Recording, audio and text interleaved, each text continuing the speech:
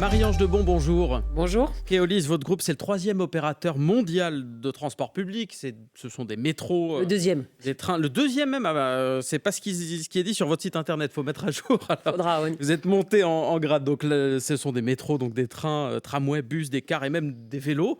Et vous êtes aussi d'ailleurs la présidente de l'UTP qui regroupe les entreprises du transport urbain et ferroviaire. La réforme des retraites en France, c'est ce qui nous intéresse ce matin, puisqu'un accord est proche avec les Républicains. Elle est annoncée et sera dévoilée après-demain. Il y aura un recul de l'âge de départ. Et déjà, les syndicats promettent des débrayages. Est-ce qu'il faut s'attendre dans les transports en commun à un mois de janvier noir ? Je pense qu'il faudra voir les termes de la réforme et puis voir quel préavis ou pas les organisations syndicales voudront déposer en fonction de ces termes. Difficile encore de le dire. Les commentateurs ont l'air de s'attendre à Est-ce que cette vous réforme. vous y attendez en tant que PDG de Keolis ? Est-ce que vous vous y préparez dans les transports en commun que vous gérez à Lyon, à Montpellier par exemple ? Alors, on gère Lyon, mais pas Montpellier. Ah. On gère Lyon, Lille ou Bordeaux. On s'attend bien sûr à regarder cette situation, à discuter localement. Nous sommes une entreprise très, très décentralisée avec des conditions d'organisation du travail qui sont différentes suivant les contrats. Donc, on négociera localement. Si ce sont dans le cadre de consignes nationales, on verra si on est capable localement d'avoir une Si vous avez vie la différente. marge de manœuvre Voilà. potentielle. D'expérience, le patron de la SNCF, Jean-Pierre Farandou, il dit voilà, les cheminots peuvent avoir des réactions assez vives après que cette réforme des retraites sera dévoilée. Est-ce que c'est une colère qui, en général, s'étend aux autres métiers du transport collectif d'expérience ? Est-ce que des grèves à la SNCF, ça se répercute forcément sur tous les autres transports ? C'est très, très rare dans le transport urbain dont le Keolis fait partie, transport urbain et interurbain. Il y a en général très peu d'alignement ou de grève en même temps que la SNCF. Ce ne sont pas les mêmes problématiques sociales, pas le même cadre réglementaire. Donc, c'est pas automatique du tout. Marie-Ange Debon, les transports publics plébiscités par les Français au nom de la transition écologique. Mais un paradoxe, les usagers plébiscitent les transports. En revanche, pénurie de personnel. Il manque des personnes dans les bus, les trains, les cars, les tramways, les RER, des conducteurs et des conductrices en général. Il manque combien de personnes actuellement ? Alors, on a beaucoup travaillé depuis la rentrée et même nous, on avait anticipé ce sujet avec les départs à la retraite.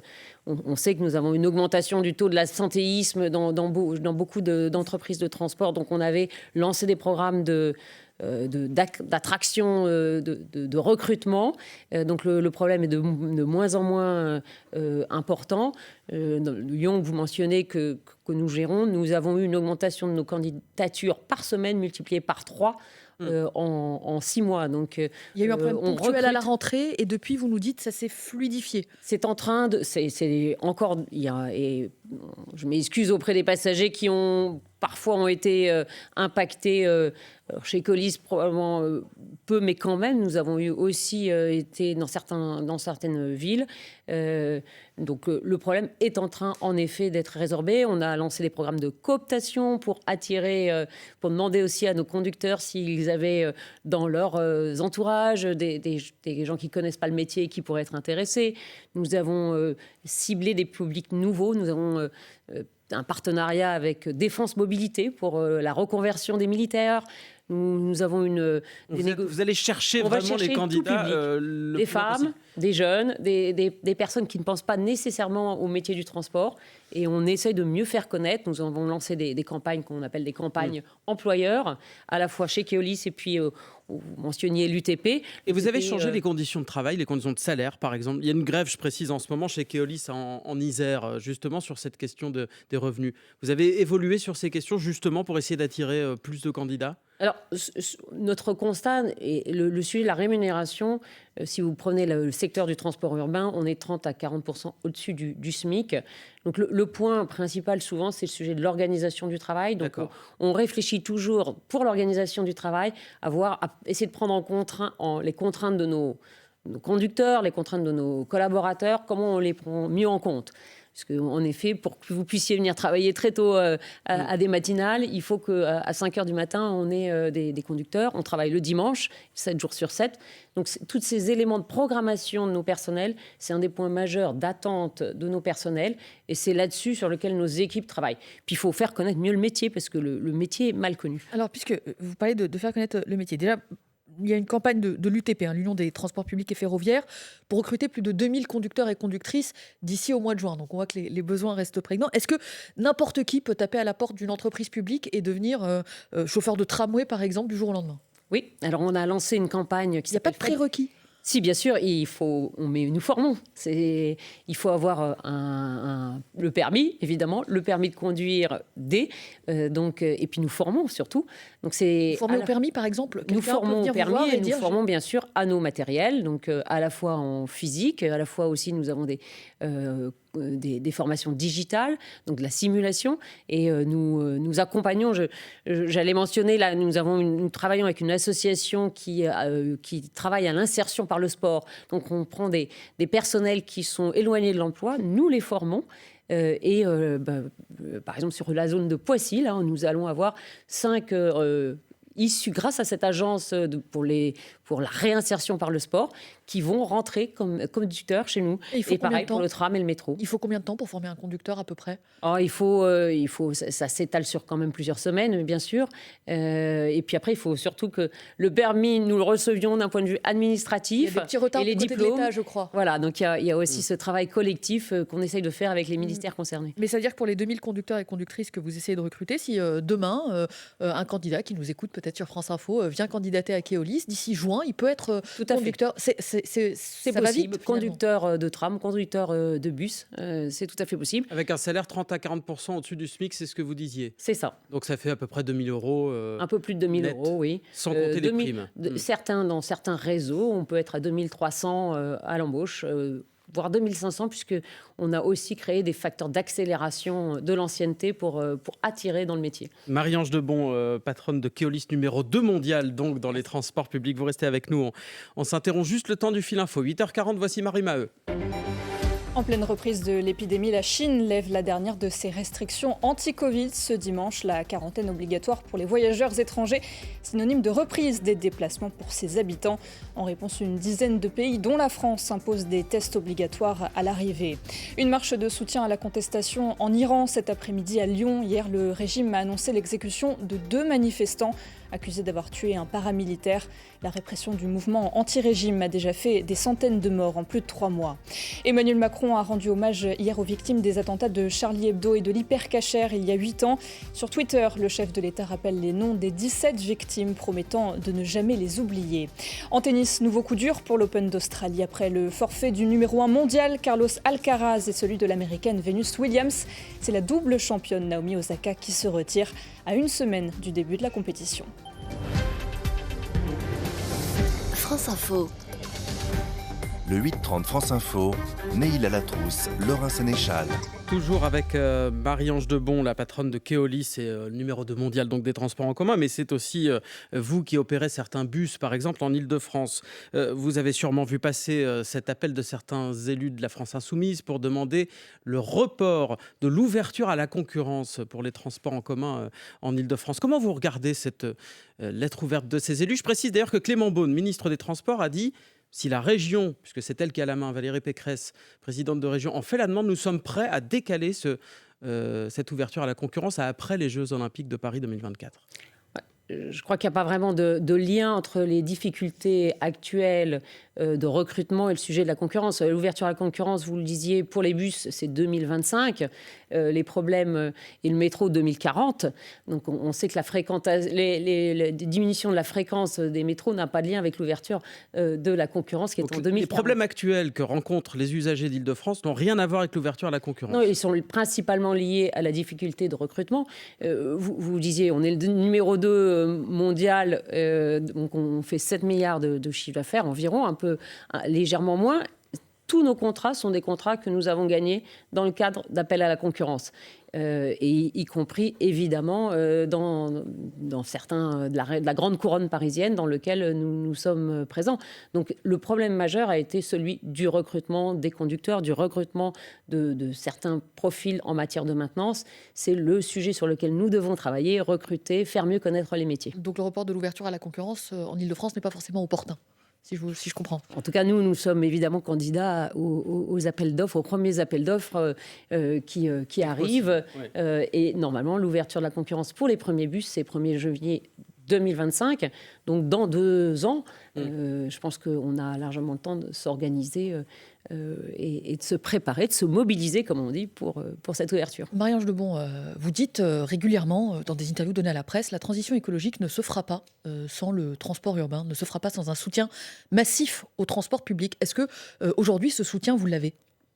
Alors c'est vrai que le transport urbain, parce qu'il est collectif, et le transport ferroviaire est beaucoup plus vertueux que ce qu'on appelle l'autosolisme, seul dans sa voiture. Donc ça, c'est déjà un premier effet positif pour la transition énergétique. Après, le deuxième effort qu'on doit tous faire, c'est aller de plus en plus vers des moyens de transport de plus en plus sobres, de plus en plus verts. Déjà, en effet, 60% en France des transporteurs, des passagers que nous transportons le sont en mode électrique. Mais vous avez encore beaucoup de bus qui sont diesel et qu'il faut qu'on fasse évoluer. Dans combien de temps est-ce que les bus seront tous électriques chez Keolis, par exemple ? Un bus a une durée de vie d'une 15aine d'années. En moyenne, on a un âge autour de 8 ans. Donc, c'est sur plusieurs années que ce sera étalé. Vous ne pouvez pas... Et beaucoup de nos bus que nous exploitons sont les bus de nos collectivités locales. Donc, il faut qu'elles passent d'un bus diesel à un bus électrique ou un bus qui soit biogaz. C'est de l'investissement. Ce sont des équipements qui coûtent plus cher que les bus diesel. Ça se fait pas du jour au lendemain, quoi. Non, ça ne se fait pas du jour au lendemain. Mais ça se fait de manière très, très... à marche assez active. On voit que toutes nos collectivités locales veulent aller vers l'électrique et le biogaz. Et elles sont vraiment à marche forcée sur ce sujet, et nous-mêmes sur nos propres véhicules. 60% des transports dans le collectif qui se font aujourd'hui en mode électrique. Est-ce que ça veut dire que... Tram, métro, bien sûr. Est-ce que ça veut dire que l'explosion des prix de l'électricité, ça rend l'exercice peut-être un peu moins confortable pour les acteurs du transport urbain ? Et est-ce que ça veut dire surtout que les tarifs vont continuer à augmenter pour les usagers ? C'est sûr qu'en effet, le prix de l'électrique a beaucoup plus augmenté, évidemment. Ça pèse sur votre... Ça pèse énormément. Ça pèse sur le budget de nos collectivités locales, qui sont nos clients, qui ont à supporter ce coût aussi de manière assez forte. Est-ce que derrière, donc, est-ce qu'elles vont ralentir ? Pour l'instant, elles ne nous donnent aucun signe de volonté de ralentir, mais c'est vrai qu'elles sont peu aidées dans les dispositifs qui ont été mis en place. Nous, on appelle beaucoup de nos voeux à ce que les véhicules électriques qu'elles doivent acheter, qui sont beaucoup plus chers que les véhicules diesel. 100 000 €, c'est ça, un bus électrique en moyenne ? Un bus électrique coûte plutôt 450 000 €. C'est un peu plus. C'est un peu plus. C'est 4 fois et demi plus. Et un bus traditionnel autour de 200 000. Donc c'est 2 fois plus cher. Est-ce qu'il y a des aides pour acheter un véhicule électrique, des aides de l'État, comme c'est le cas par exemple pour les voitures ? Il y en a eu, mais on a poussé à ce qu'il y ait notamment que l'ADEME ou d'autres organismes ou que le Fonds vert puisse aider les collectivités locales. On espère qu'il y aura des dispositifs d'aide. On a été assez déçus par la loi de finances 2023 dans ce domaine. D'accord, il n'y a plus d'aide aujourd'hui. Non, il y a encore quelques dispositifs d'aide, mais pas à la hauteur de la transition énergétique qu'on veut porter.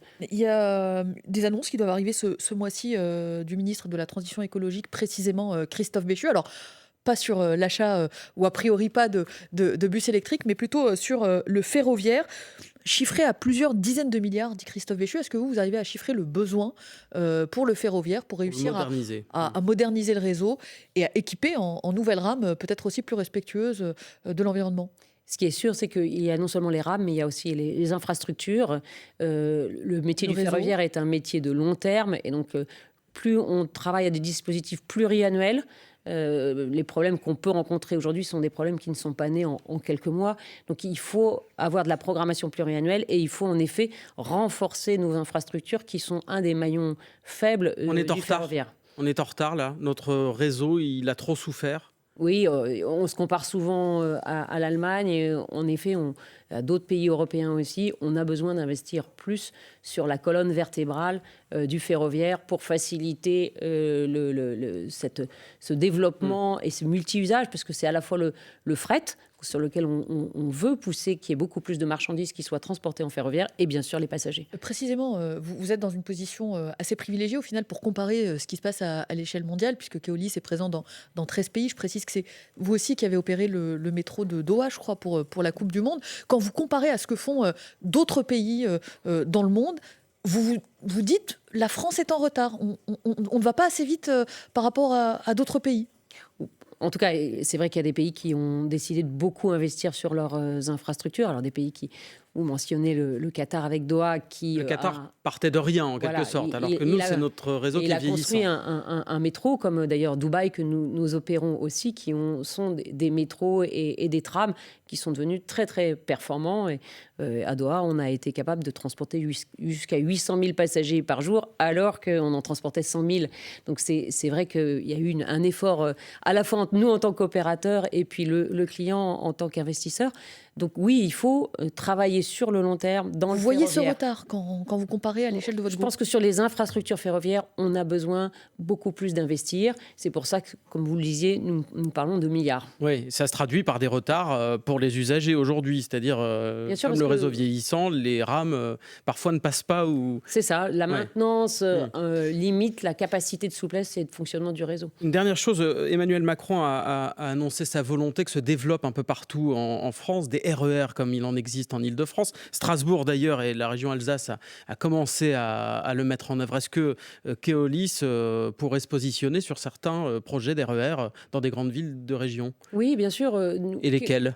Keolis, comme vous le disiez, on est multimodal. Donc on est à l'aise, on aime faire fonctionner plusieurs modes de transport sur un territoire donné ensemble et de s'assurer que les correspondances fonctionnent, que l'information voyageur fonctionne, et puis que nos conducteurs peuvent basculer aussi d'un mode à l'autre. Mais là, il n'y a pas besoin d'investissement massif. Si, bien sûr aussi.